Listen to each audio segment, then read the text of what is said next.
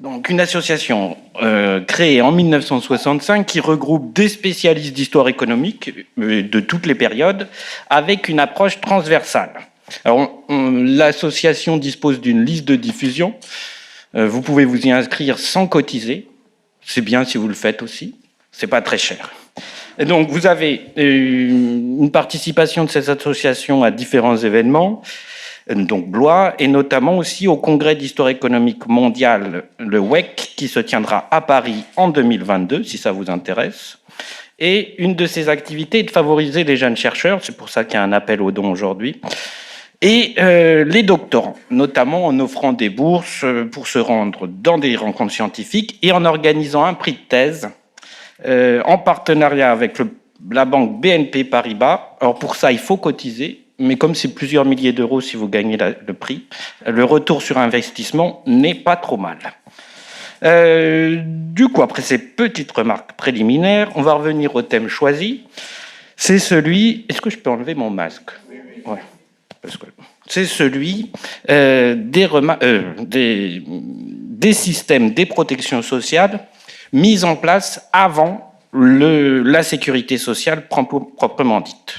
Donc, un thème qui va être traité, comme vous le voyez sur la première image, sur le temps long, donc de l'époque antique à l'époque contemporaine. Donc, ça nous a semblé un thème d'une brûlante actualité, un thème qui me semble aussi fondamental d'un point de vue de la compréhension des sociétés anciennes, donc votre présence prouve que c'est un thème porteur. En gros, on va s'interroger sur comment fonctionnent les sociétés d'une manière générale. Alors, pour Robert Castel, la protection sociale, je cite, alors la protection sociale n'est pas seulement l'octroi de secours en faveur des plus démunis pour leur éviter une déchéance totale, au sens fort du mot, elle est pour tous la condition de base pour qu'ils puissent continuer d'appartenir à une société de semblables.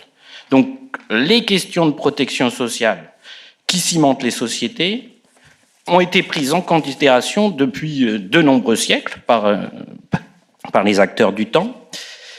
Et la mise en place d'une sécurité sociale universelle au XXe siècle ne signifie pas que toutes les questions posées par la pauvreté généralisée, la maladie, la vieillesse n'étaient pas pensées dans les sociétés anciennes. Donc étudier la sécurité sociale sur une longue durée permet de mettre en évidence les solutions trouvées pour pallier les difficultés à la fois structurelles et conjoncturelles que connaissent toutes les sociétés.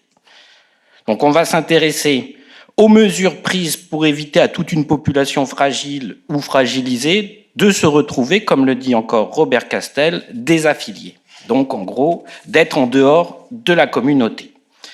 Donc ce n'est pas la pauvreté en tant que telle qui est combattue, mais la déchéance des populations n'ayant pu accumuler assez de ressources et contraintes de faire appel à des financements de secours ou à des aides ponctuelles. Donc en gros, on va voir comment toute une population en danger de survivre ou pas toute, pour permettre à cette population de rester dans le monde. Donc on l'abordera sous plusieurs angles. Comment venait-on en aide aux plus fragiles? Une autre question pourrait être de quels sont les prérequis pour obtenir ces aides et qui éloigne-t-on de ces aides aussi? Et finalement, pour montrer que ces aides ne sont pas une charité, mais bien un système construit pour l'ensemble de la société et fondé sur ce qu'on appelle le bien commun.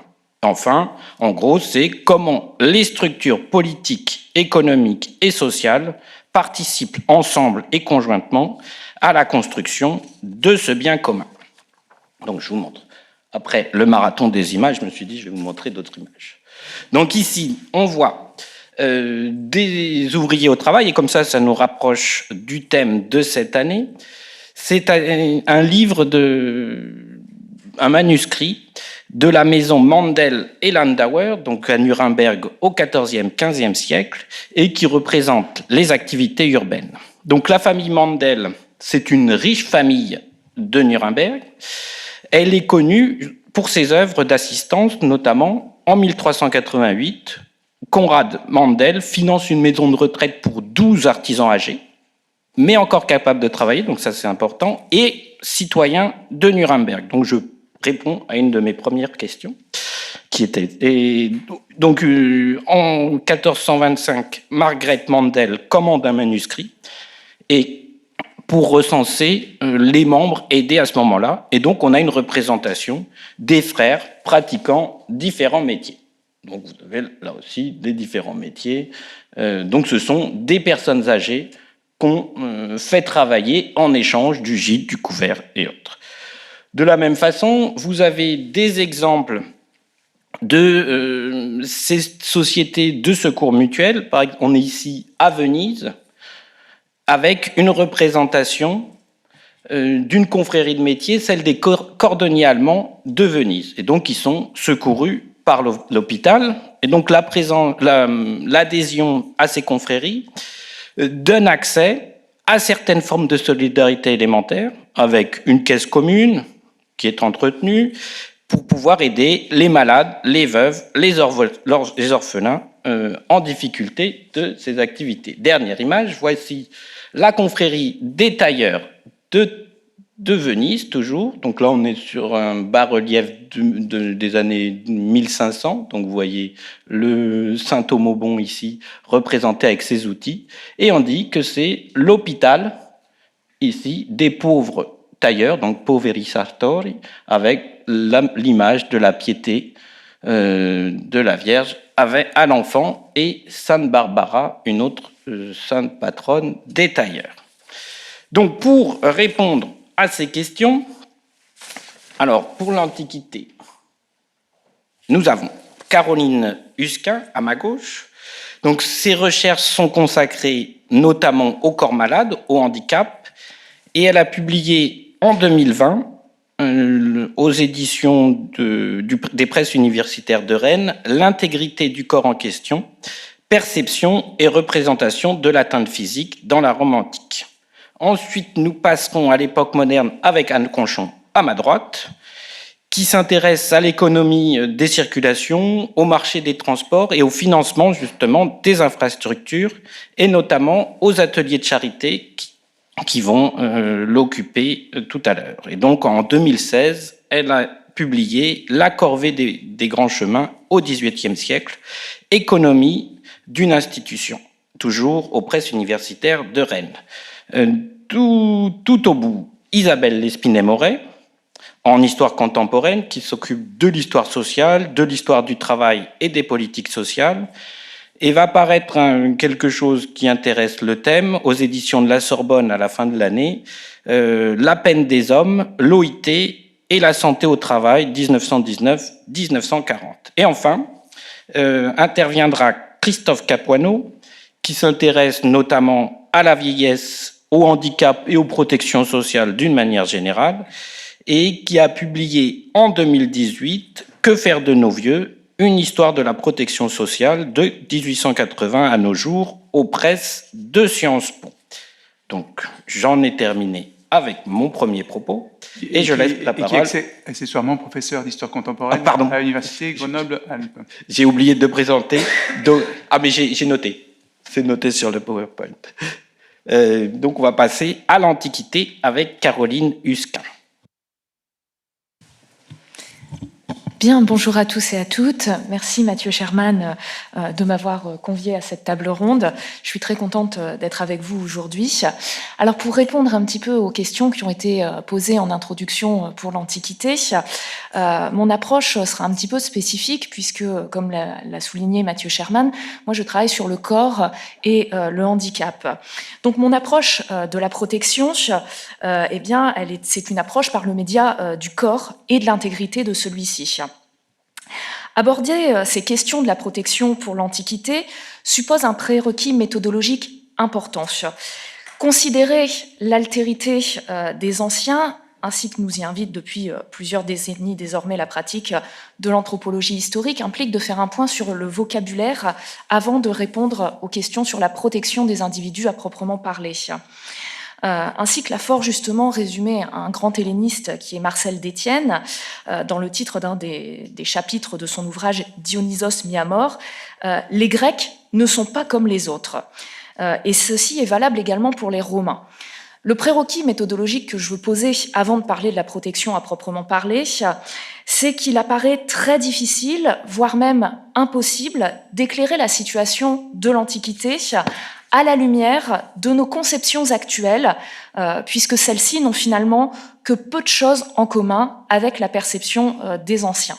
C'est pourquoi le vocabulaire contemporain est parfois très difficile à appliquer aux sociétés anciennes. Et donc, un constat préliminaire, en fait, s'impose, c'est que l'atteinte physique d'hier n'est pas le handicap d'aujourd'hui. Et le mot handicap lui-même, si je vais l'employer par commodité dans les quelques minutes qui me sont réservées, eh bien, ne peut normalement pas être employé tel quel pour l'Antiquité, puisque les personnes alors atteintes dans leur intégrité, que ce soit sur le plan physique ou mental, eh bien, n'étaient pas considérées comme appartenant à un groupe, d'où l'emploi dans mon travail d'atteinte physique et pas de handicap. Le latin ou le grec ne possèdent pas d'expression équivalente à notre français handicap. Et donc, de la même façon, la protection des individus, avec tout ce que l'on peut mettre, nous, contemporains, derrière une telle expression, n'a pas grand sens pour le romain de l'Antiquité. Pour autant, cela ne veut pas dire que nous ne pouvons pas étudier de telles thématiques pour l'Antiquité. Alors, Nicole Laureau, pour justifier cette possibilité, dans un article de 1993 intitulé « Éloge de l'anachronisme en histoire », rappelait que l'on pouvait user d'anachronisme pour aller vers la Grèce ancienne, je la cite, à condition que l'historien assume le risque de poser précisément à son objet grec des questions qui ne soient pas déjà grecques, qu'il accepte de soumettre son matériau antique à des interrogations que les anciens ne se sont pas posées ou du moins n'ont pas formulées ou mieux n'ont pas découpées comme telles. Tout n'est pas possible absolument lorsqu'on applique au passé des questions du présent, mais on peut du moins tout expérimenter à condition d'être à tout moment conscient de l'angle d'attaque et de l'objet visé. Ces considérations, elles sont tout autant valables pour le monde romain qui est mon terrain d'étude. Un lieu commun, largement répandu dans l'Antiquité, alors largement répandu dans nos sociétés à propos de l'Antiquité gréco-romaine, c'est que cette période aurait été particulièrement difficile, que les conditions de vie extrêmement rudes ne permettaient pas une assistance et ou une prise en charge des membres de la communauté les plus en difficulté. Cette assertion, on peut la nuancer. C'est un lieu commun qui doit être nuancé.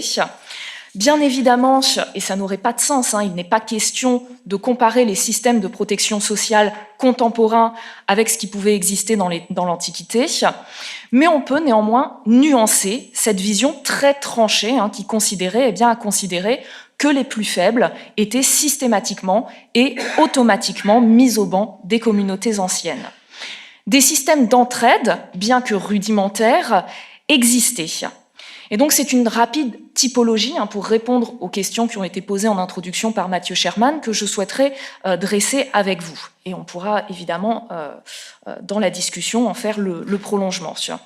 Donc avant de nous lancer dans cette typologie, et toujours dans cette optique de bien garder à l'esprit l'altérité des anciens, il faut se souvenir, et pour en rester strictement au domaine du corporel dans un premier temps, que l'état de faiblesse physique d'un individu n'est pas nécessairement synonyme dans l'Antiquité de dispense liée à son état de santé, mais plutôt de la recherche d'une activité et donc d'une forme de participation économique et laborieuse à la communauté, compatible avec l'atteinte physique et l'individu considéré, et donc ses conditions de survie ainsi que de son intégration au groupe.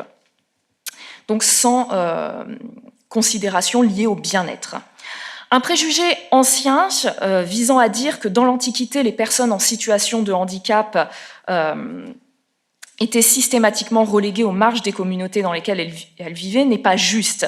Et les anciens n'ont pas conceptualisé, je l'ai dit, la notion de handicap en tant que groupe social identifiés, comme c'est le cas dans les sociétés contemporaines. Chaque cas est unique et dépend de nombreux paramètres à considérer. Néanmoins, on peut dresser ici une rapide liste des principaux systèmes d'entraide auxquels pouvaient recourir les individus en difficulté, et ce, quelle que soit la nature de cette difficulté, comme par exemple, évidemment, un problème physique, puisque c'est mon domaine d'étude. Donc, la liste que je vais vous proposer combine ces deux aspects. Alors, le premier outil d'entraide qui est proposé dans l'Antiquité repose de manière finalement assez attendue sur les solidarités liées aux réseaux familiaux et amicaux. C'est le premier système d'entraide, les réseaux familiaux et amicaux. C'est bien sur la famille et sur les proches que repose la prise en charge et l'assistance aux plus faibles, notamment en contexte de blessures ou d'incapacité, qu'elles soient temporaires ou pérennes. Les enfants se devaient d'aider leurs parents et dans des sociétés finalement dépourvues de systèmes de retraite, eh bien, ils pouvaient constituer, pour le dire assez trivialement, un véritable bâton de vieillesse. Cet état de fait était présent dans les textes juridiques, donc c'était quelque chose qui était codifié de manière normative, preuve qu'il s'agissait bien d'un attendu. On a toute une série de textes juridiques, notamment dans les compilations de la fin de l'Antiquité, une compilation comme le Digeste, recense un certain nombre de textes qui impose la solidarité entre les membres d'une même cellule familiale et notamment circonscrit les devoirs des enfants envers leurs parents et des parents envers leurs enfants. Donc d'un point de vue juridique, les membres d'une même famille sont solidaires en ce qui concerne leur subsistance et le cas de la maladie et de l'infirmité, certainement assez courants, sont assez explicitement envisagés. Parents et enfants doivent prendre soin les uns des autres et s'occuper des proches immobilisés provisoirement ou de façon permanente. Les documents normatifs ne laissent évidemment, et ça ce sont les limites de nos sources dans l'Antiquité, ne laissent entrevoir qu'une pratique théorique. Il est difficile de savoir ce qu'il en était en réalité dans la pratique au quotidien. Nous avons ici, grâce aux sources normatives qui sont très précieuses néanmoins, qu'une vision qui est évidemment théorique. Alors si on sort un petit peu de la teinte physique, les relations de solidarité existent aussi au sein d'associations parapubliques que sont les collèges. Il existait dans l'Antiquité des collèges professionnels où des membres d'un même corps d'activité pouvaient s'entraider pour diverses compétences.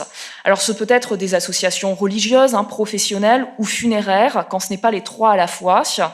Et en général, ces associations prodiguaient par exemple une assistance pour payer les funérailles, pour offrir des funérailles décentes à ces membres qui n'auraient pas pu, sans ça, avoir des funérailles décentes. Autre système d'assistance que l'on peut relever dans le monde romain, ce sont les relations patron-client. Le monde romain, la société romaine est une société clientéliste, c'est-à-dire que l'on a les plus faibles qui sont protégés par des plus puissants dans un système de services réciproques. C'est ce qu'on appelle l'inscription dans des réseaux de relations patron-client, où les plus faibles sont sous la protection des plus puissants avec des obligations donc réciproques. Au niveau matériel, le patron, donc le puissant, est celui qui donne au client, venu le saluer, tous les matins le client vient saluer son patron, une sportule qui peut être en nature, donc des vivres pour subsister, ou une petite somme d'argent pour le dédommager du temps passé à son service et qui l'aide donc à subsister. C'est un système d'aide réciproque, il y a des obligations réciproques qui existent notamment entre les patrons et les affranchis, c'est-à-dire les anciens esclaves qui ont été libérés, notamment pour faire face au coup du destin, où chacun devait assurer la subsistance de l'autre. Ces obligations sont également formalisées au sein de textes normatifs, où on nous dit, notamment en ce qui concerne la relation patron-affranchi, je cite le Digeste, donc un texte du juriste Paul qui est consigné dans la compilation du Digeste. Les patrons et leurs enfants n'ont aucun droit sur les biens de leurs affranchis, à moins qu'ils ne prouvent aux juges qu'ils sont si infirmes et si pauvres qu'ils n'ont pas de quoi se nourrir pendant 1 mois sans le recours de leurs affranchis. Il y a plusieurs constitutions des princes qui l'ont décidé ainsi. Donc là encore, on a un système d'aide réciproque qui est codifié de façon normative. Enfin, autre support sur lequel on peut se reposer, l'État. Alors, dans l'Antiquité, quel peut être le rôle de la puissance publique dans l'assistance et la protection des plus faibles ? Alors, il est évident que l'intervention des autorités de la cité dans l'Antiquité n'est pas comparable au système de protection développé dans certains États contemporains du XXe ou du XXIe siècle. Toutefois, l'État n'est pas complètement absent des pratiques d'assistance. On sait par exemple, pour faire un petit saut dans le monde grec, qu'à Athènes, au 5e siècle avant notre ère, une loi permettait, sous certaines conditions, de fournir une aide aux infirmes qui étaient financées par la cité. Alors celle-ci ne semble pas généralisée au sein du monde grec, mais elle est bien attestée dans la cité d'Athènes pour le 5e siècle avant notre ère. Il ne s'agit pas d'une aide importante. Un auteur qui s'appelle Lysias nous parle d'une obole, donc c'est vraiment quelque chose de très symbolique qui ne représente pas grand-chose et qui ne devait pas permettre de vivre sans avoir d'autres sources de revenus à côté. Mais il y a bien un effort qui est fait néanmoins, même s'il est assez symbolique. Le discours suggère que les individus devaient, pour pouvoir bénéficier de ce subside, passer devant le conseil des citoyens de la cité, à qui il revenait de se prononcer sur la légitimité de l'inscription d'un individu sur la liste des bénéficiaires de cette aide. Alors on ne trouve rien de similaire pour le monde romain, que ce soit à l'époque républicaine ou sous l'Empire. Il n'y a, à ma connaissance, aucune aide institutionnelle pour les infirmes. La seule forme de dédommagement de ce type qui pouvait exister à Rome pour des personnes en situation de handicap se rencontre dans la prise en charge des soldats, et encore sur une période limitée, quand ce qu'on appelle la missio causaria, qui était le congé, finalement la réformation pour raison médicale, était assimilée à un congé honorable, c'est-à-dire à une retraite, si vous voulez, de plein droit des soldats, avec octroi d'un lopin de terre et ou d'une somme d'argent. Alors ce principe, il est valable sur une période assez limitée, puisque ça couvre la fin de la République jusqu'au début de l'Empire, jusqu'à Caracalla, donc jusqu'au début du IIIe siècle de notre ère. Caracalla régnant de 211 à 217 de notre ère. Après cela, les dispenses, les décharges accordées aux blessés de guerre étaient octroyées en fonction de leur temps de service. Donc ils n'avaient plus du tout les mêmes droits. En revanche, l'État romain a pu intervenir de manière plus affirmée dans l'assistance alimentaire, réservée aux seuls citoyens, évidemment, et pas ouverte à tous, par le biais de distributions frumentaires. Et donc là, on est à la fois sur des citoyens qui ont pu être invalides, mais aussi des citoyens pauvres, de façon plus générale. Et ces distributions frumentaires, à l'époque tardo-républicaine, ont pu faire l'objet d'un véritable enjeu électoral. Les orateurs, les candidats aux magistratures rivalisaient de propositions concernant ces distributions frumentaires. Entre 124 et 46 avant notre ère, on compte 10 lois ou propositions de loi pour contrôler les prix du blé. Jusqu'en 58 avant notre ère, les citoyens ayant droit pouvaient bénéficier d'achats d'une quantité déterminée de blé à prix réduit, peut-être à moitié prix par rapport au tarif normal, et le trésor romain mettait le complément. En 58 avant notre ère, un magistrat qui s'appelle Claudius propose une réforme et il obtient, grâce à cette réforme, la distribution gratuite d'une quantité déterminée de blé aux ayants droit, donc cette fois-ci plus à prix réduit, mais de façon gratuite.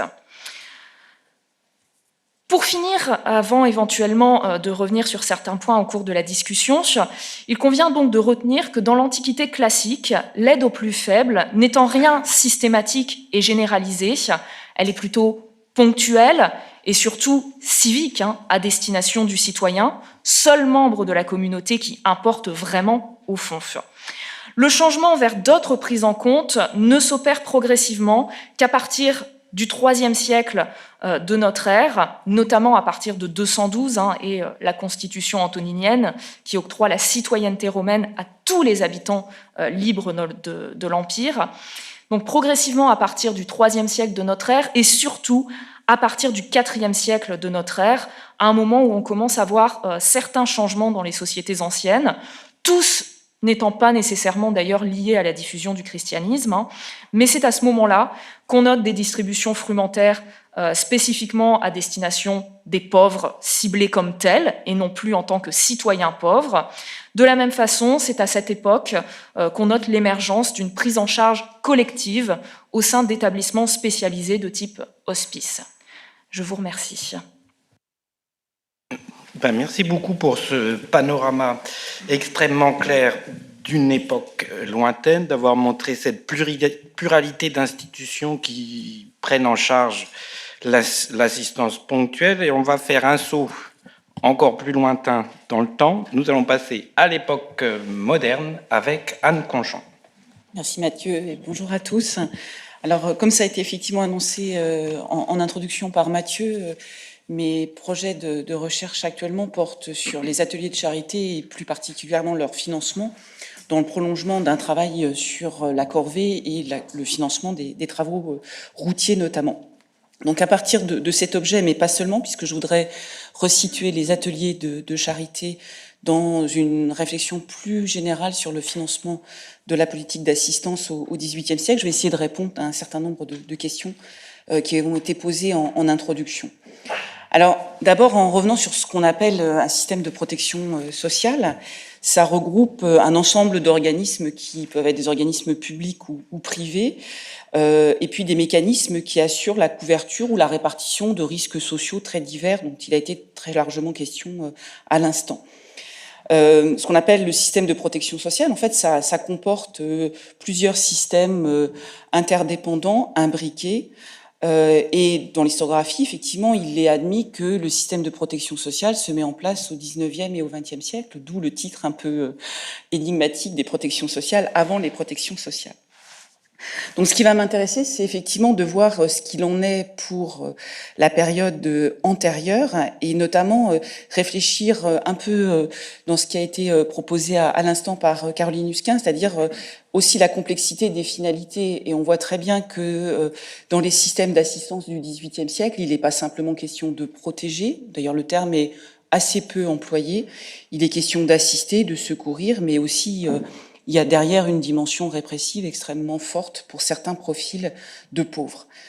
Alors, cette question du financement de la politique d'assistance, et plus spécifiquement des ateliers de charité qui m'intéressent, repose sur une historiographie qui est principalement centrée sur des questions de pauvreté, donc une aggravation conjoncturelle de la pauvreté, notamment à la fin du XVIIIe siècle, sur toute une pluralité de dispositifs qui sont mobilisés et que j'évoquerai éventuellement, et des dispositifs qui reposent sur des critères extrêmement variables en fonction des profils des bénéficiaires. Donc il y a des discriminations sociales très fortes pour pouvoir accéder à tel ou tel dispositif.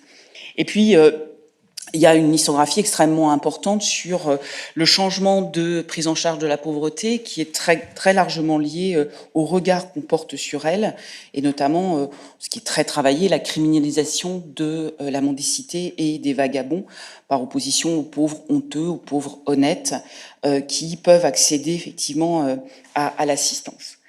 Alors, dans cette historiographie qui est très très importante, il y a en fait peu d'attention portée aux questions de financement. Il y a quelques travaux tout à fait remarquables, et donc qui s'intéressent effectivement aux leviers pour accumuler un certain nombre de fonds à dispenser au titre des secours, ou des réflexions plus conceptuelles sur le rôle du développement du financement de la protection sociale dans l'essor de la croissance économique, ou des réflexions sur le niveau de dépenses sociales au regard des régimes politiques mis en œuvre à partir du XVIIIe siècle.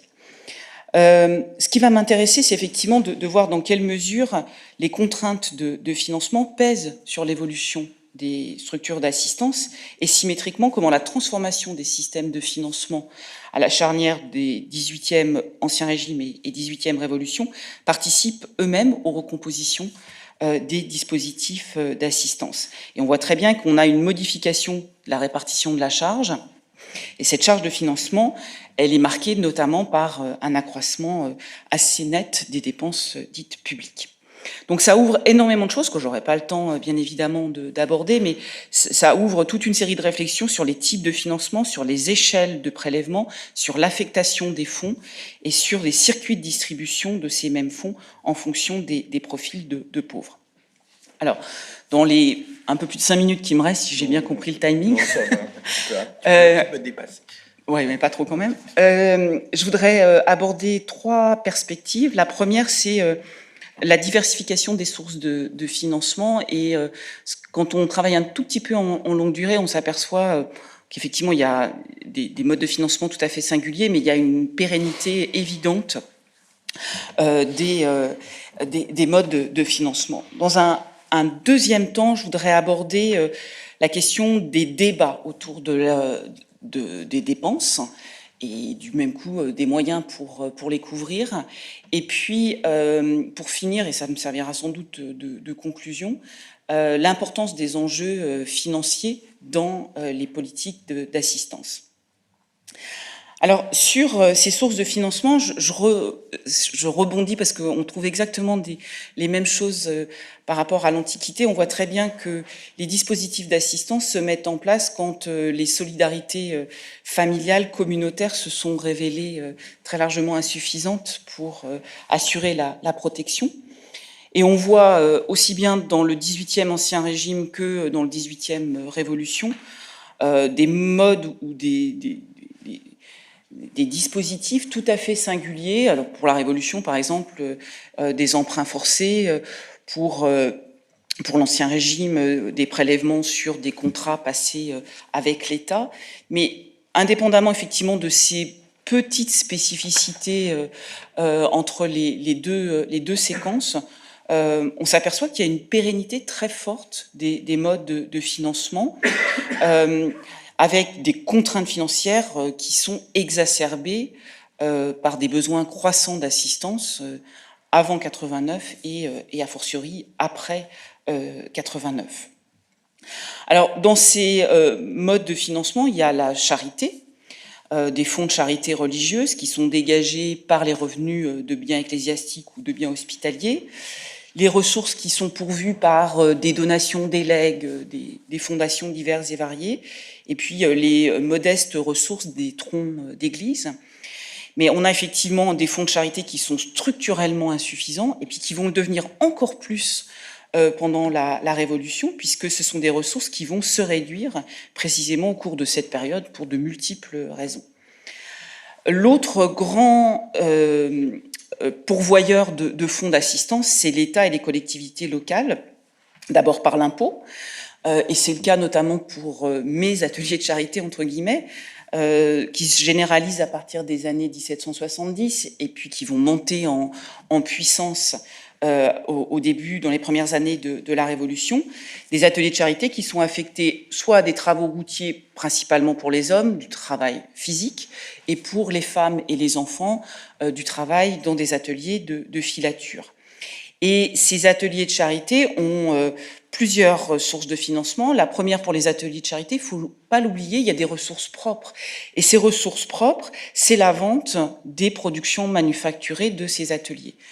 Mais l'essentiel du budget de ces ateliers, que ce soit sur la route ou en filature, ce sont des subventions du pouvoir central.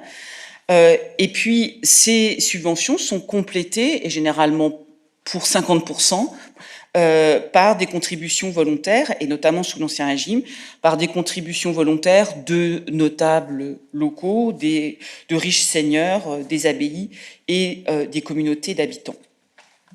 Sur le plan de la fiscalité, il n'y a pas simplement de la fiscalité directe, il y a aussi de la fiscalité indirecte, et notamment les octrois. Et de la même façon, on a une continuité très forte entre des octrois qui sont levés sur la consommation urbaine à la veille de la Révolution et qui constituent une part extrêmement importante du financement des hôpitaux, jusque l'instauration de ce qu'on appelle l'octroi de bienfaisance en 1798, d'abord à Paris, puis étendu aux autres villes.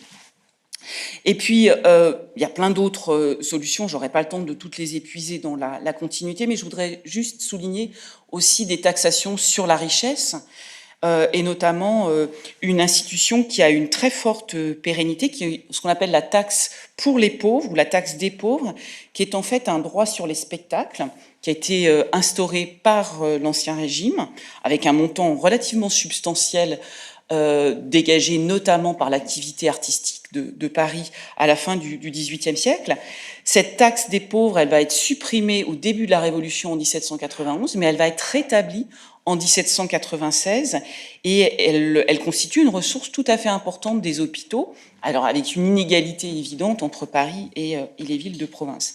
Mais il y a toute une série de dispositifs qu'on peut vraiment tirer en continuité, les loteries, les amendes, etc., qu'on peut vraiment observer. Le deuxième point rapidement que je voudrais aborder, c'est l'objet de débat autour des dépenses d'assistance. Et ce débat, en fait, il est très actif parmi les administrateurs à tous les niveaux, et puis chez des individus qui sont préoccupés d'assistance. Et on a plusieurs concours qui sont organisés au XVIIIe siècle, où la question du financement est absolument centrale, et notamment le grand concours de Chalon-sur-Marne en 1777. Alors ces préoccupations de philanthropes ou d'administrateurs, et les deux d'ailleurs n'étant absolument pas exclusifs, ont plusieurs objectifs. D'abord de tenter d'évaluer les fonds nécessaires. Et donc on a toute une série de chiffrages.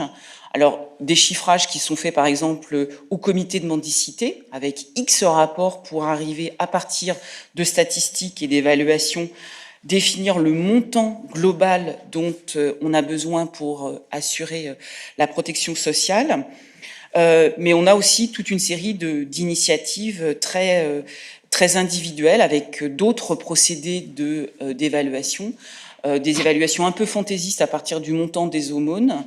Et puis, on arrive effectivement à des sommes qui résonnent entre elles, notamment l'auteur anonyme d'un ouvrage qui s'intitule « L'essai sur la mendicité » en 89, qui propose une évaluation très précise d'à peu près 34 millions de livres tournois, et c'est globalement à peu près l'enveloppe qu'évalue le comité de mendicité quand on retire les frais d'administration du système qu'il veut mettre en place. La deuxième perspective, c'est de comprendre, et je ne développerai pas, les difficultés financières de certaines institutions. Et c'est quelque chose qui vraiment est commun avant 89 et après 89, essayer de comprendre le déficit structurel ou conjoncturel d'institutions comme les hôpitaux notamment, à partir de grandes enquêtes qui sont lancées, et notamment sur des contraintes spécifiques en termes d'immobilisation du capital de ces structures. À une autre échelle, c'est une évaluation des systèmes de prévoyance par les coûts individuels de prise en charge et des dépenses d'assistance. Et puis ce qui est commun, et de la même façon je ne développerai pas, c'est l'idée qu'on pourrait développer une solution alternative qui est un système justement plutôt d'épargne. Et on a de grandes figures qui interviennent pour promouvoir un modèle qui serait un modèle plutôt assurantiel qu'assistentiel, comme Boulainvilliers, Condorcet. Même le comité de mendicité revient sur cette idée d'une constitution d'une épargne qui permettrait de limiter les dépenses de la nation.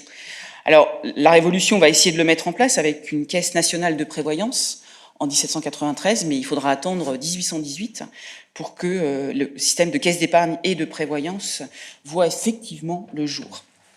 Pour finir très brièvement, on a effectivement des enjeux financiers qui sont au cœur de la réforme des dispositifs d'assistance, avec cette tension que j'ai évoquée en introduction entre protection et répression, qui est vraiment une dialectique extrêmement forte, Certains auteurs, Soboul ou Humbert, ont dit que la Révolution était une période qui avait inventé une pré-sécurité sociale ou la protection sociale pendant la Révolution. Mais on a effectivement sous le Directoire un retour très fort de mesures répressives, notamment avec le rétablissement des dépôts de mendicité. Ce qui caractérise en longue durée, de part et d'autre de la césure révolutionnaire, le système de financement, c'est l'accroissement de la part de l'État, avec une couverture des risques sociaux qui est de plus en plus assurée par des transferts de ressources publiques, avec une fiscalisation effectivement croissante, notamment sur la contribution financière, pour couvrir effectivement des ambitions très fortes de l'État révolutionnaire, mais qui sont très largement mises à mal par le contexte économique et le contexte militaire. Et puis, on a, et je terminerai là-dessus, une recherche évidente d'efficacité financière de ces fonds, avant et après 89, avec une volonté de rationaliser la dépense. Et la rationalisation de la dépense, elle se fait par la volonté de dépenser au plus près des pauvres, donc à l'échelle locale, avec par ailleurs un renforcement des dispositifs de contrôle comptable. On voit effectivement toute une série de décrets qui visent à maîtriser les dépenses et à optimiser l'affectation des fonds de secours. Et dans ces ambitions d'efficacité financière, il y a également toute la réflexion sur la régulation des dépenses par le développement des secours à domicile, en argent ou en nature, qui sont considérés comme bien moins coûteux et beaucoup plus efficaces que des institutions d'assistance. Donc juste pour terminer et revenir à mon introduction, on a effectivement des enjeux financiers et des modes de financement qui sont centraux dans les dynamiques de la protection ou de l'assistance. Et symétriquement, on a des modes de financement qui participent puissamment à l'évolution des systèmes avec de très fortes pesanteurs entre l'Ancien Régime et la Révolution. Merci encore beaucoup pour ce panorama à l'échelle d'un royaume, avec des questionnements. Si on enlevait 18e, ça pourrait être du 21e siècle. On pourra en reparler bientôt. On va passer du coup à l'époque contemporaine. On se rapproche de la mise en place d'un système pérenne et indifférencié finalement, avec, pour commencer, Isabelle Lespine-Moret, qui va nous parler de ces questions d'assistance avec le BIT. Alors, en réalité, je vais d'abord me pencher sur le 19e siècle avant d'en arriver au BIT. Alors, et on va voir beaucoup de prolongements des problématiques qu'Anne Conchon a évoquées. Alors, tout d'abord, finalement, ce qui caractérise le 19e siècle puis le 20e dans la foulée, c'est des besoins beaucoup plus importants. C'est aussi la modification des modalités, des cibles de la protection sociale. Mais il y a un son. Mais finalement, on est dans une longue période finalement, en termes de problématiques. Alors, le 19e siècle se caractérise, bien sûr, comme vous le savez, par l'industrialisation, par l'urbanisation, même si persiste la proto-industrialisation, le monde rural et le monde agricole sont encore importants, mais ce cadre industriel transforme effectivement les besoins en termes de protection sociale. Ce qui est important, c'est que l'industrialisation entraîne beaucoup de migrations internes, externes, et renforce la famille nucléaire, transforme beaucoup l'habitat aussi, et avec l'urbanisation, et la concentration des unités de production pose de nouvelles questions finalement par rapport à la protection sociale. De plus, le développement du capitalisme et de l'industrialisation ne se font pas sans accroc, hein, et les crises sont nombreuses, répétitives, et c'est souvent à l'occasion de ces crises, hein, que des alertes sont données sur les besoins en termes de protection sociale. Alors, c'est effectivement à partir d'enquêtes sociales que les pouvoirs publics, que l'opinion publique commence à percevoir les besoins en protection sociale. Alors, tout d'abord, j'entends... Ah, merci. Ça se manifeste, par des besoins de protection sociale de la main-d'œuvre, hein, et là, finalement, c'est ce qui va caractériser la question de la protection sociale au XIXe et au XXe siècle, hein, c'est que petit à petit, cette protection sociale, elle se développe autour des questions de main-d'œuvre et quitte petit à petit la question de la pauvreté. L'essentiel devient la question de la protection de la main-d'œuvre. Alors, par rapport à quoi est-il nécessaire de protéger cette main-d'œuvre? Eh bien, par rapport au travail des enfants, par rapport à la santé, hein, par rapport à la surmortalité de cette main-d'œuvre, sur mortalité infantile, bien sûr, mais aussi sur mortalité à l'âge adulte des travailleurs et des travailleuses.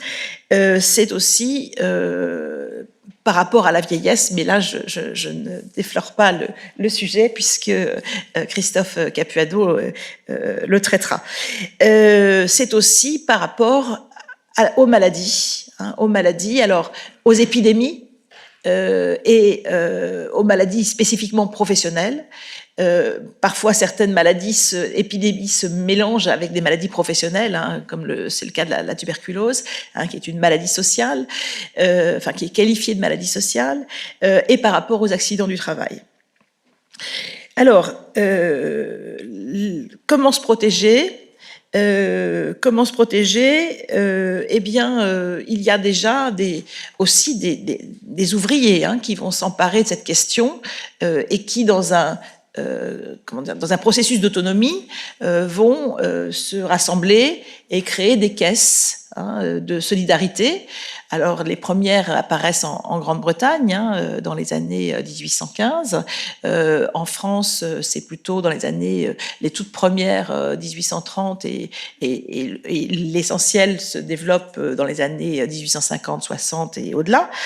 Donc là, l'objectif, c'est, dans un premier temps, s'assurer des funérailles dignes. Et puis, petit à petit, les cotisations vont permettre aussi de faire grève, hein, de tenir la grève, et puis d'assurer une protection maladie, vieillesse, chômage, etc. Donc, ces mutuelles, elles sont adossées au travail, hein, et à des travailleurs qualifiés qui sont capables de dégager une cotisation.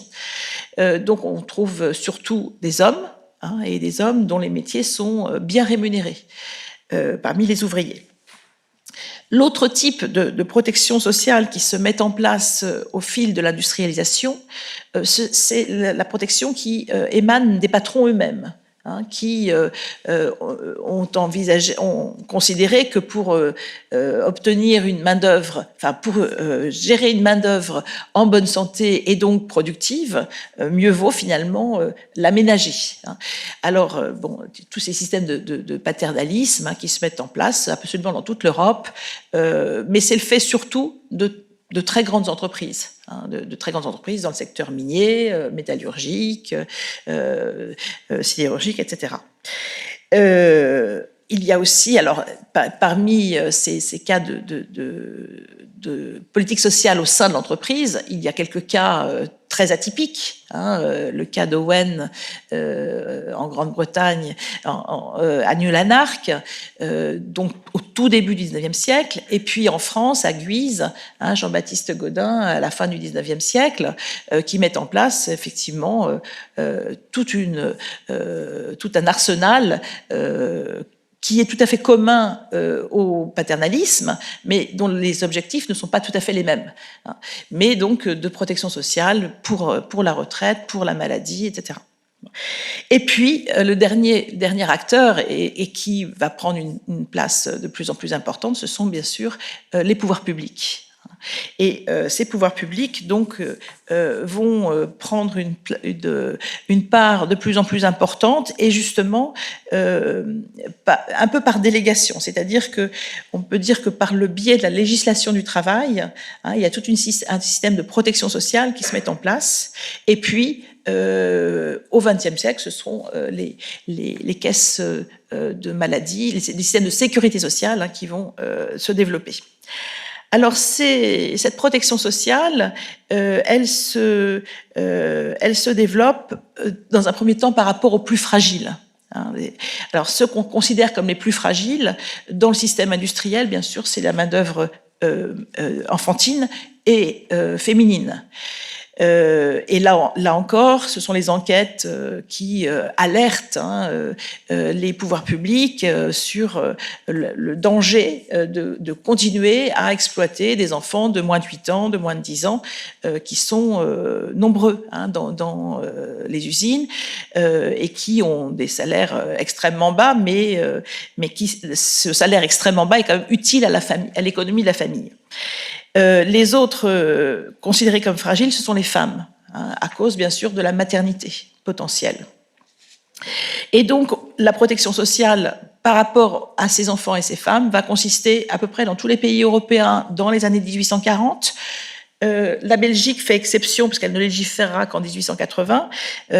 Ça va consister à réduire le temps de travail, hein, à empêcher l'exposition au travail avant 8 ans en général, puis 10 ans, puis 12 ans, hein, on va progressivement décaler. C'est l'interdiction du travail de nuit, hein, et cette interdiction du travail de nuit, elle est, pour les femmes et les mineurs, est réitérée en France entre 1874 et 1892, et ça fera partie des toutes premières conventions de l'Organisation internationale du travail en 1919. En interdisant le travail de nuit, c'est une protection sociale collective par rapport aux femmes qui pose problème aux féministes parce que elle les place dans une situation d'inégalité salariale par rapport aux hommes. Les femmes sont aussi concernées par une protection sociale sur la question de la maternité et de protection de leur statut de salarié pendant la maternité. Et en France, c'est dans les années 1909 et 1913 hein, que l'interdiction de congédier, licencier une femme enceinte est légalisée, et aussi les congés maternité, avec ou sans allocations. La France est un des premiers pays industriels à légiférer sur la situation des femmes et de la maternité. Pourquoi ? Parce que la France connaît une grande crise démographique depuis les années 1880. Hein, ce que ne connaissent pas les autres pays européens, ils vont le faire un petit peu plus tard. Alors, sinon, les systèmes de protection sociale s'intéressent aussi beaucoup à la question du chômage.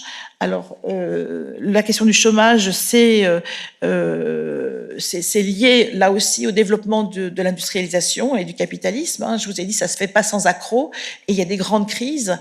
Et dans les années 1840, on retrouve exactement les thématiques et les problématiques qu'évoquait Anne Conchon, c'est-à-dire des gens qui se retrouvent sans emploi et sans filet de secours, et à qui on va proposer éventuellement les ateliers nationaux. Hein, pendant la Seconde République, pendant la Deuxième République, pardon. Ce chômage réapparaît de façon aussi européenne dans les années 1880. Et là, c'est vraiment une grande dépression, et il y a des manifestations de chômeurs, et on a vraiment peur d'une explosion sociale. Par conséquent, on va voir qu'à ce moment-là, la question du chômage est prise en charge par les pouvoirs publics, hein, et cette prise en charge, elle se fait sous deux formes, on va dire. D'une part, on va chercher aussi à rationaliser le placement, Ça, c'est une thématique récurrente de la protection sociale, c'est rationaliser. Et deuxièmement, on va chercher à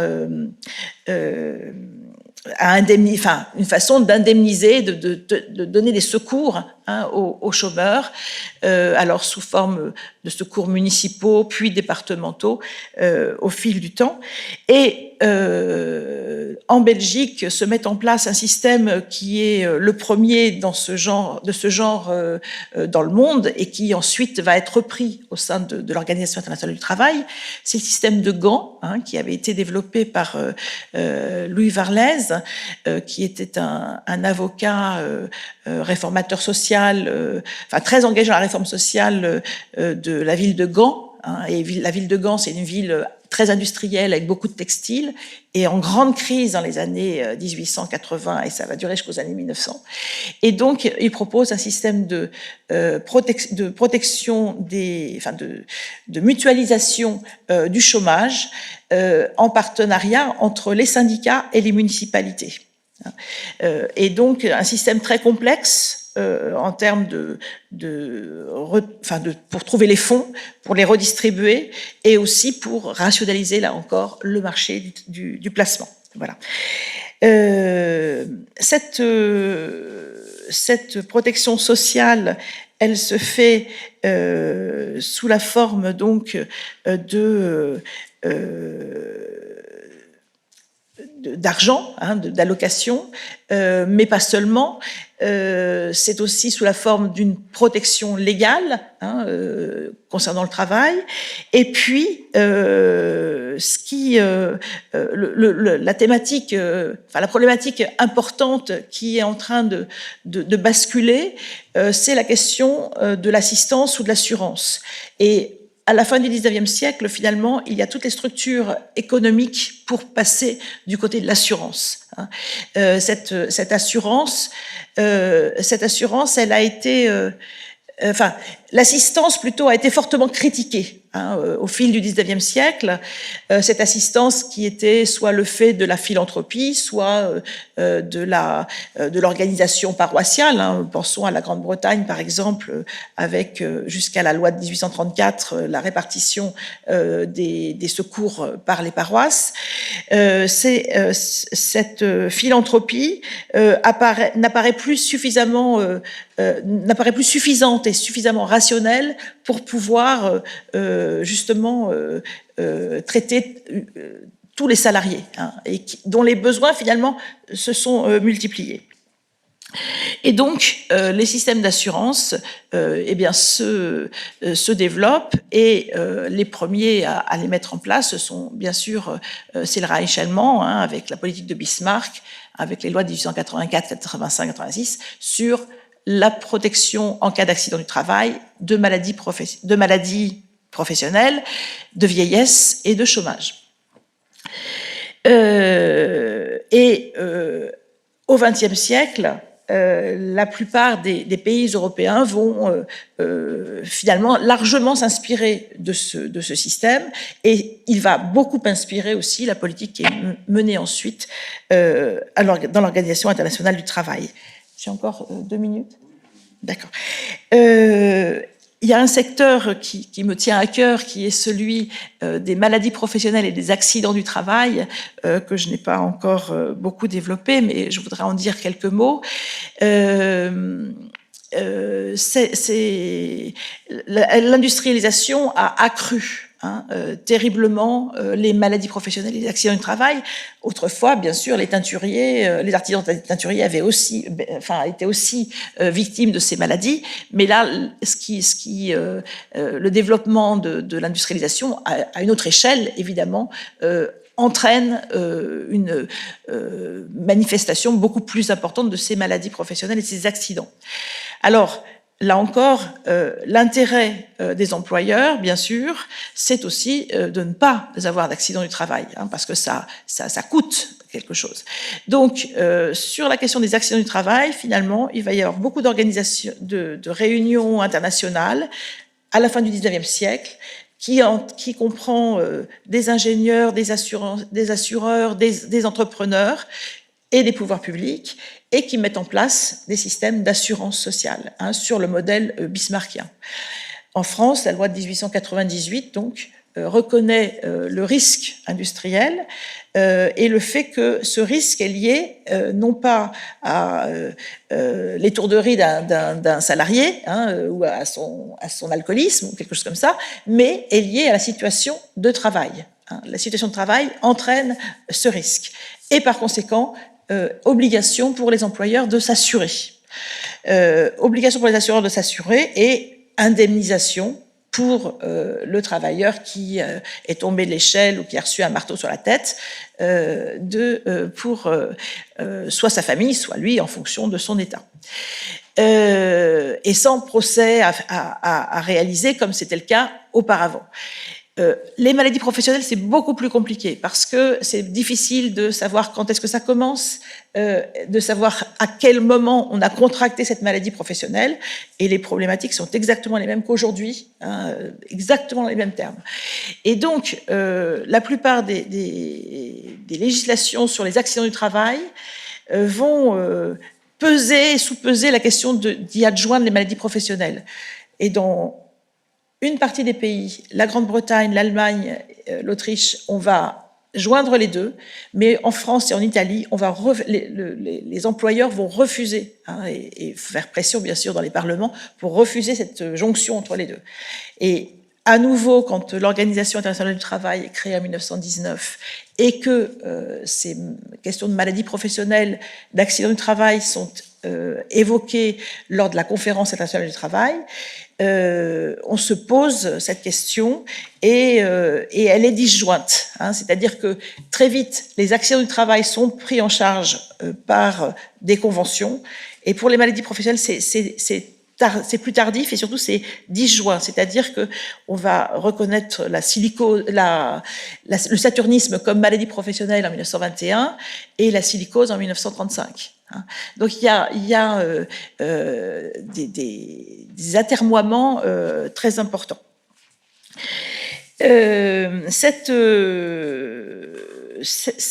Lorsque l'Organisation internationale du travail est créée en 1919, la question de la protection sociale, elle est corollaire finalement.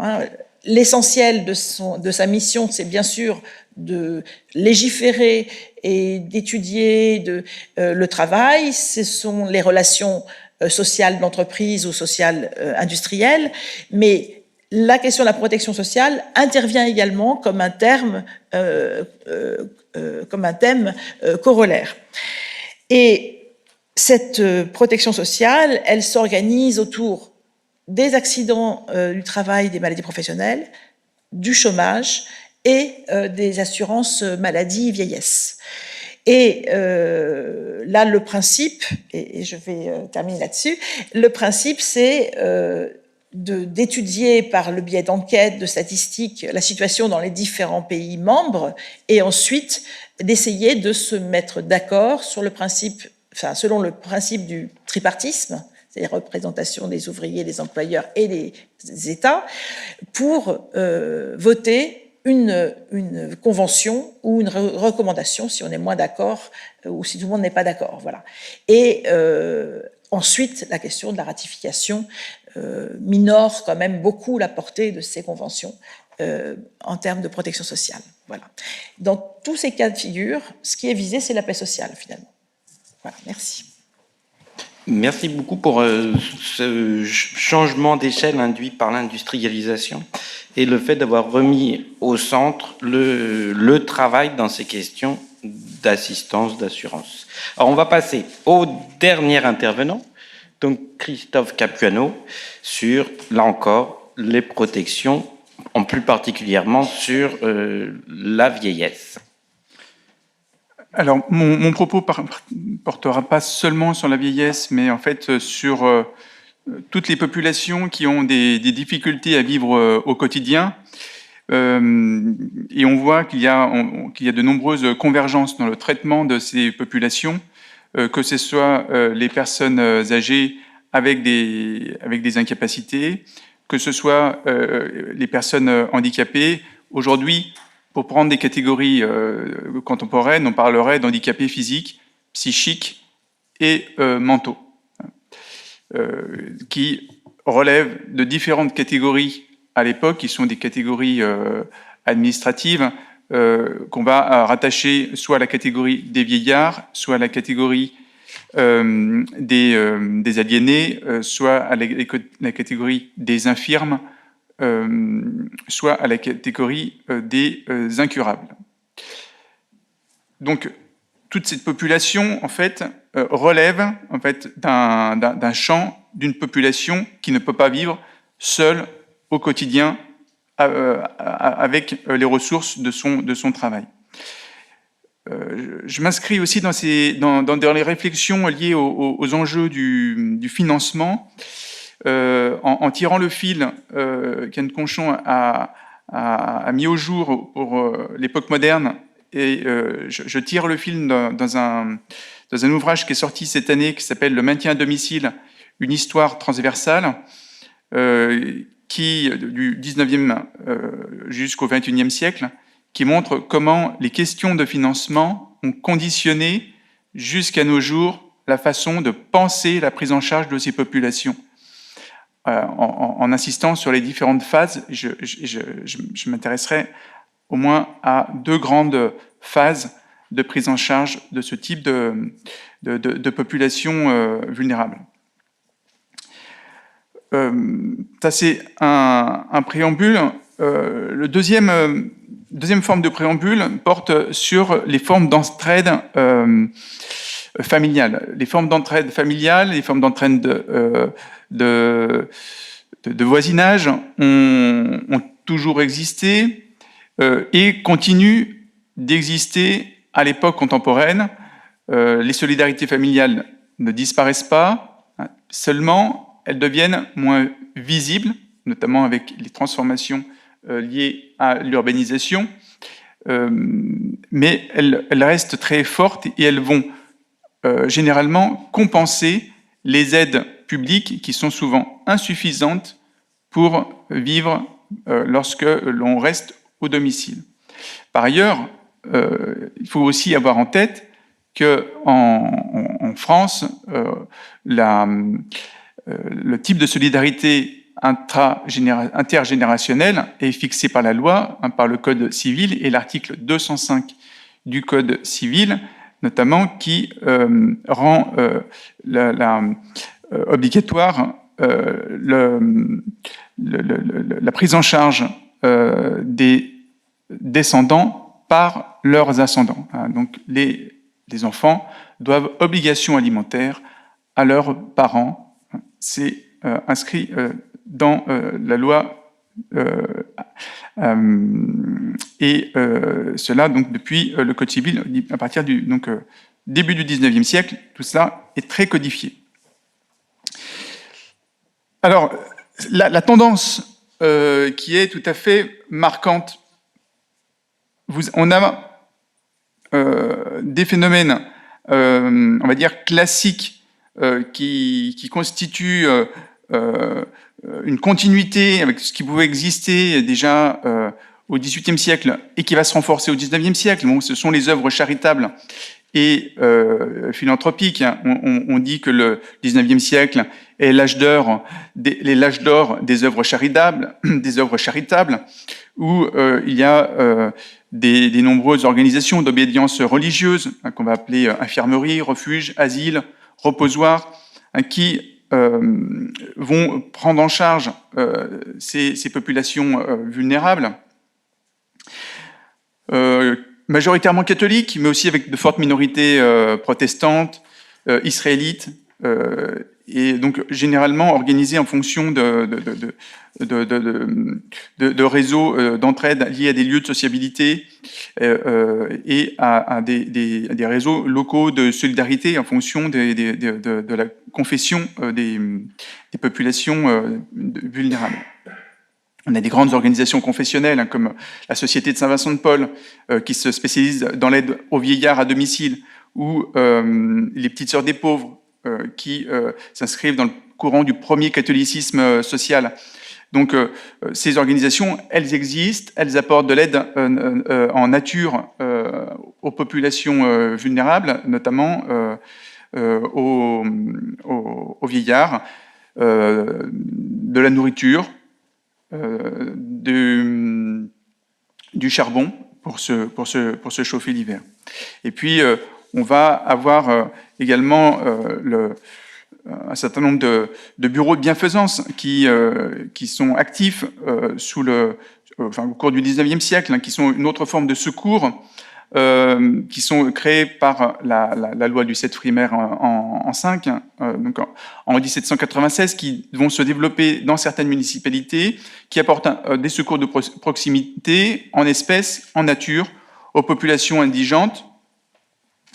Et les personnes, notamment les personnes âgées, représentent une proportion importante des bénéficiaires.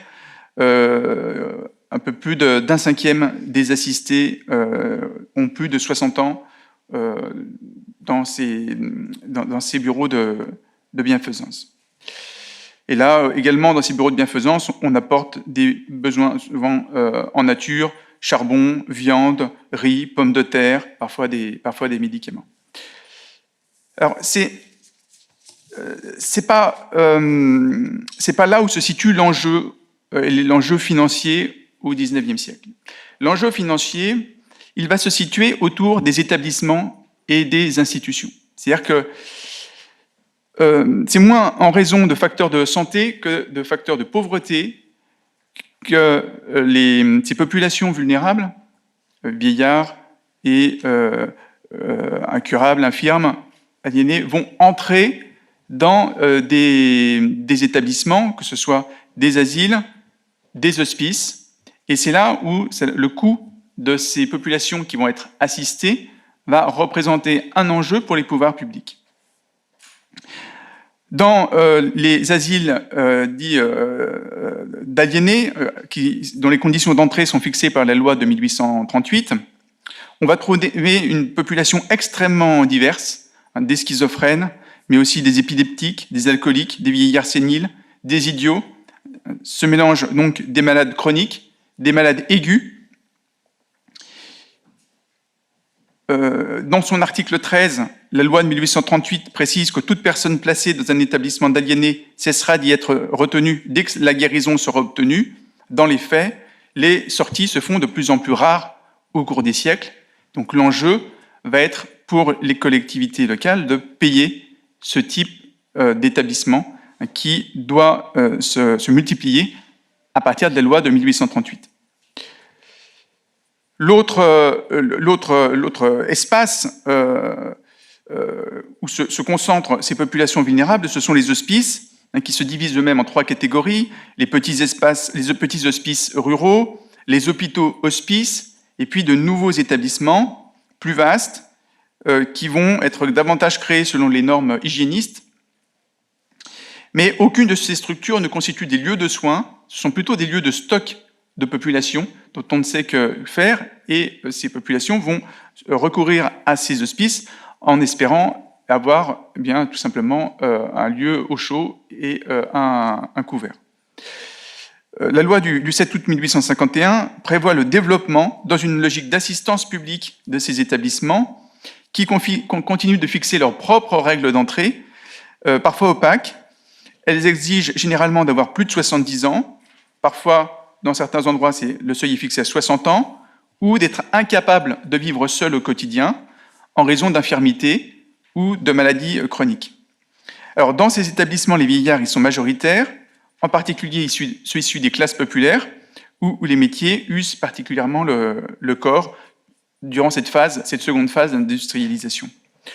On trouve aussi beaucoup de personnes avec des infirmités, enfants ou adultes, dont la fragilité physique doit être attestée par un certain certificat médical. Ainsi, les assistés avec infirmité sont très nombreux dans ces hôpitaux et dans ces hospices publics. Une enquête de l'assistance publique parisienne en 1861 montre que 80% des assistés placés dans ces établissements ont des infirmités.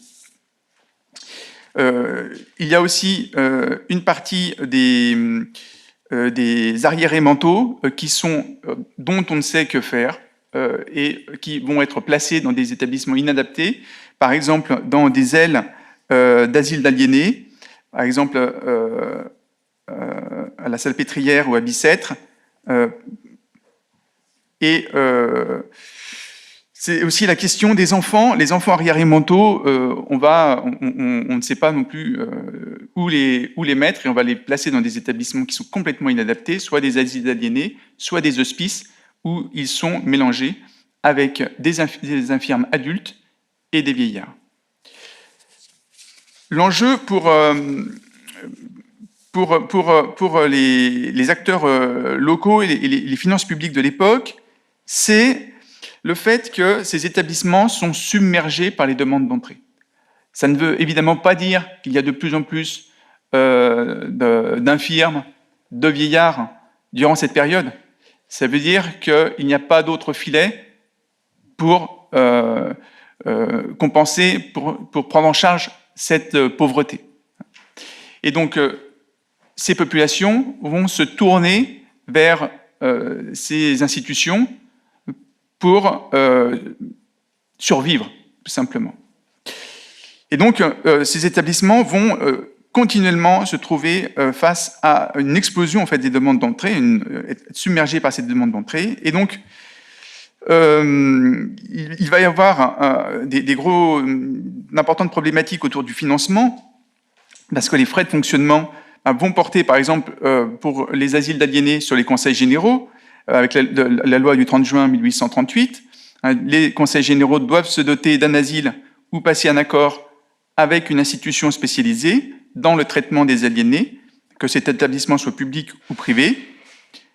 Les collectivités locales sont également incitées à créer de nouvelles places d'hospices, notamment après les lois d'août 1851 sur les hôpitaux et les hospices, et la loi du 15 juillet 1893 sur l'assistance médicale gratuite.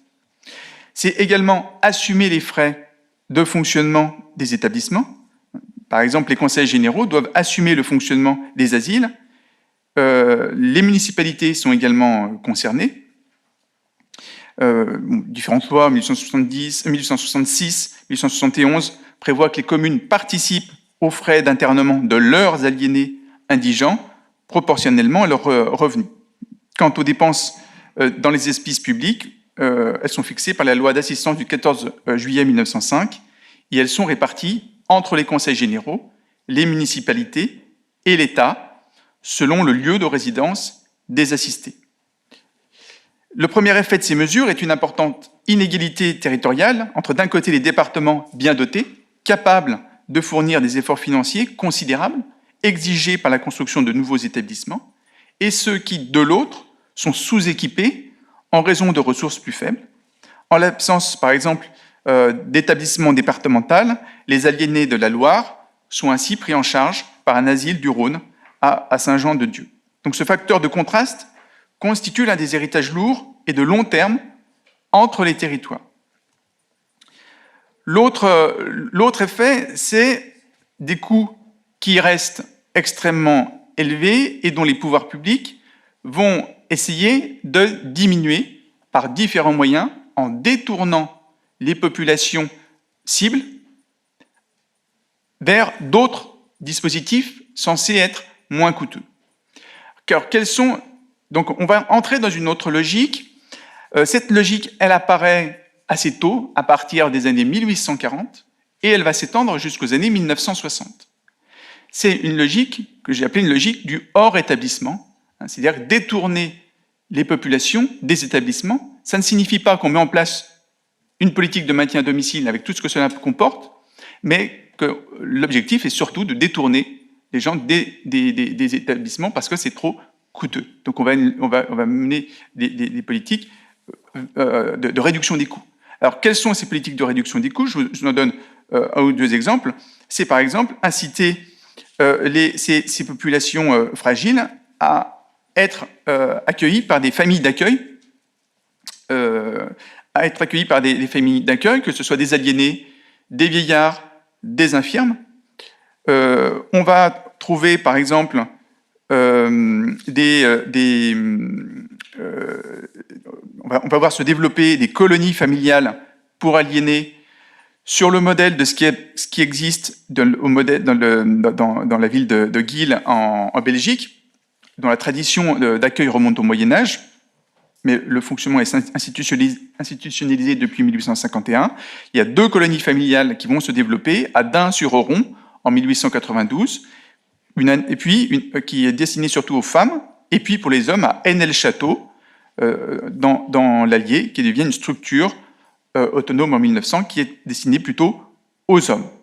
Et puis, on va inciter à étendre ce dispositif pour les vieillards et pour les infirmes, c'est-à-dire solliciter des familles d'accueil qui sont rémunérées pour accueillir des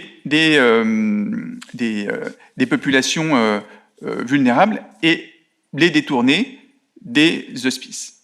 Le problème, c'est que, à part Dain-sur-Oron et Henel-Château, ces dispositifs vont peu fonctionner parce que ce sont les départements qui payent les familles et comme c'est une logique économique, le financement qui est proposé aux familles est extrêmement faible. Donc les familles se trouvent peu intéressées par ce type de prestations.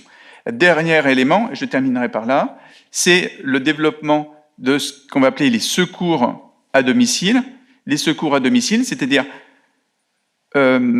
distribuer de l'argent à ces populations vulnérables, que ce soit infirmes ou vieillards. Alors, c'est codifié avec la loi du 14 juillet 1905, la loi d'assistance aux vieillards, aux infirmes et aux incurables.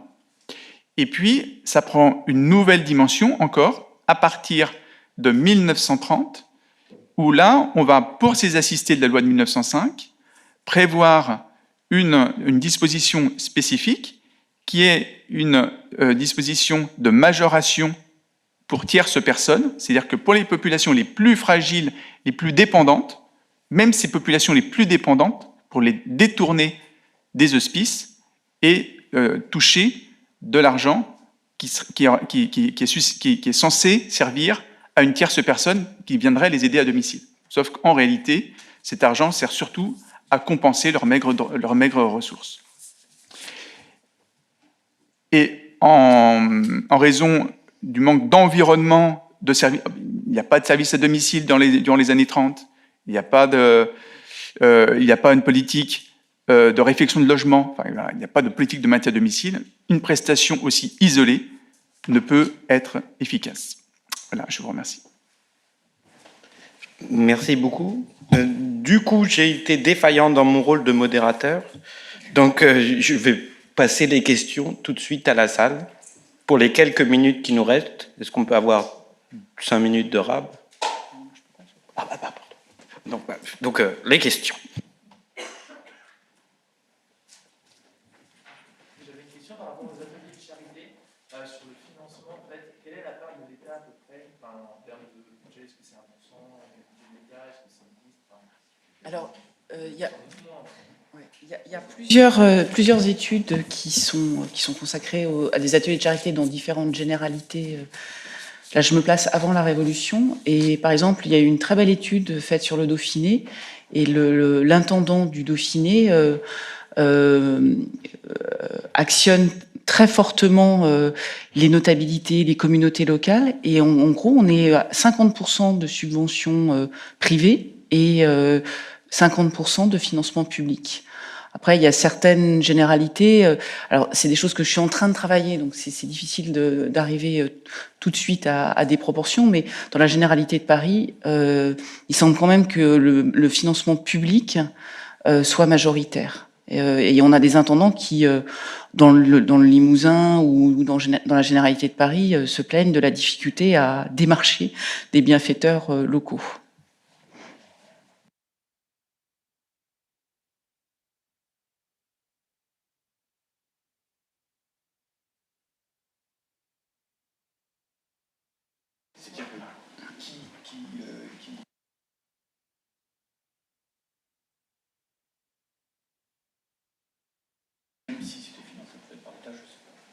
Alors, tout dépend à quel moment et tout dépend sur quelle institution on se place.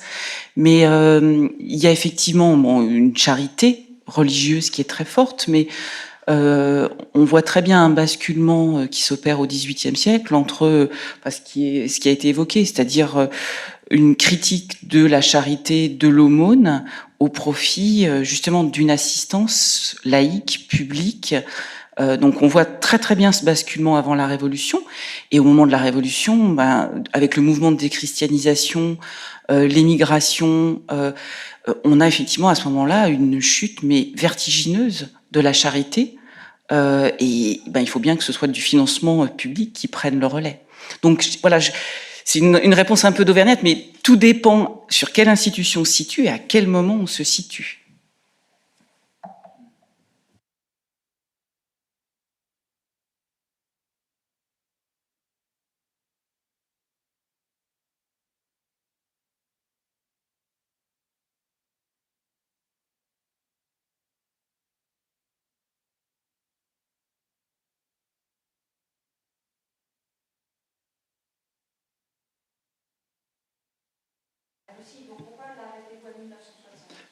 Non, c'est la politique de hors établissement que j'arrête vers 1960. À partir de 1960, c'est la politique de maintien à domicile qui commence jusqu'à nos jours.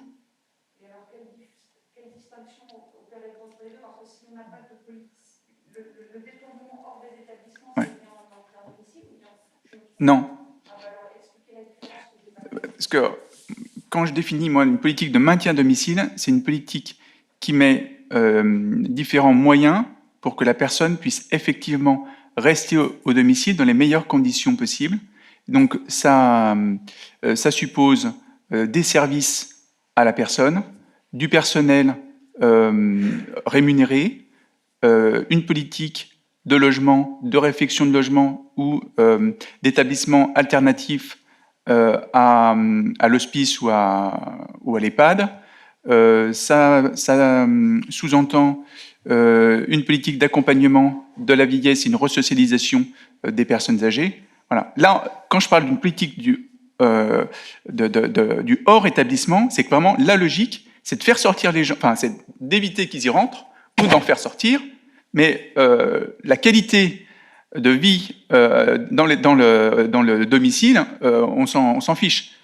C'est des gens qui sont ensuite livrés à eux-mêmes chez eux. S'ils veulent avoir un recours à une aide à domicile qui n'existe pas, c'est en fait un espèce de contrat qu'ils peuvent lier avec, trouver une personne, voilà, c'est complètement improvisé, et en général, c'est l'aidant, c'est qu'on appelle aujourd'hui l'aidant, en fait, c'est le proche qui va baisser son temps de travail pour aider. Donc on a des archives qui le montrent, pour aider par exemple le vieillard infirme au domicile. Mais c'est complètement improvisé, il n'y a absolument pas de politique de maintien à domicile. C'est pour ça que j'insiste bien sur ce... Je n'ose pas prendre... j'ai bien spécifié ces deux temps. Du coup, une dernière question. C'est une double. Quand vous évoquez les hospices qui sont structurellement submergés de demandes, d'où viennent ces demandes? Qui est-ce qui met les gens dans les hospices ou les asiles? C'est les voisins, c'est les familles, c'est les autorités publiques, c'est pas les gens qui veulent y rentrer, j'imagine. Si, c'est des gens qui veulent y rentrer parce qu'ils n'arrivent pas à vivre chez eux. Ils n'arrivent pas, ils meurent de faim. Et ils pensent qu'en entrant à l'hospice, ils auront un moyen de... Alors, quand on rentre à l'hospice, quand on est encore capable de travailler, on nous met au travail. C'est pas l'hospice du 19e siècle, c'est pas l'EHPAD d'aujourd'hui. Donc, on va, je sais pas, éplucher les légumes, faire du potager, voilà. Mais donc il y a cette demande. Donc l'institution leur assure en quelque sorte la survie s'ils n'ont pas suffisamment. Parce que l'autre solution, c'est épargner pour ces vieux jours. Et il y a très peu de personnes qui sont capables d'épargner pour ces vieux jours ou d'avoir cotisé une mutuelle. Les couches populaires vont se tourner vers l'hospice. Et les conditions justement des hospices, c'est en fonction des hospices, si c'est des hospices où on peut travailler, ils vont regarder aussi la capacité de la personne à travailler. Et il y a 2 à 3 ans, d'attente pour entrer dans un hospice. Donc, il faut attendre que les places se libèrent, que quelqu'un meure, ou que les 10 devant nous meurent pour entrer. Hein. Les durées d'attente sont extrêmement longues. Et quand vous disiez qu'il y avait des grosses différences structurellement d'un département à l'autre, les départements ils sont libres de fixer leur taux d'impôt à ce moment-là Il n'y a pas de taux d'impôt. En fait, comment dire, dans la façon de gérer leur établissement, il y a une marge de manœuvre. Ces établissements, certains vont rechigner à investir dans un établissement, dans un nouvel établissement. Ils vont plutôt essayer de créer une nouvelle aile dans un vieil établissement. Par exemple, c'est ce qui se passe pour les aliénés. On prend un hospice et puis on va dire tiens, une aile va être consacrée aux aliénés. Et on va attendre, certains départements attendent un siècle avant de créer un asile pour ce type de population. Donc il y a des très gros contrastes parce qu'il y a aussi une logique de finances locales et puis de ressources. Les ressources des départements sont quand même très contrastées. Hein. Une toute petite question. Est-ce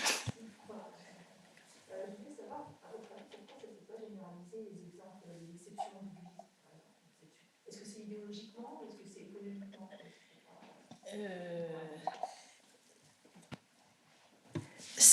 L'exemple de Guise est très particulier parce que Jean-Baptiste Gaudin est à la fois un socialiste, un théoricien et un praticien en quelque sorte.